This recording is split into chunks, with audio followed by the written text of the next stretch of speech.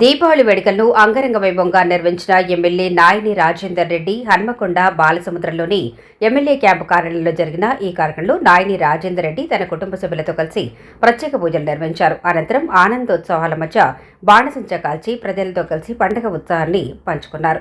ఈ సందర్భంగా క్యాంపు కార్యాలయంలోనికి పెద్ద సంఖ్యలో హాజరైన కార్యకర్తలు, అభిమానులు, నగర ప్రజలకు ఎమ్మెల్యే దంపతులు దీపావళి శుభాకాంక్షలు తెలిపారు. ఎలాంటి అవాంఛనీయ సంఘటనలు జరగకుండా జాగ్రత్తలు తీసుకోవాలని ఎమ్మెల్యే ప్రజలకు విజ్ఞప్తి చేశారు.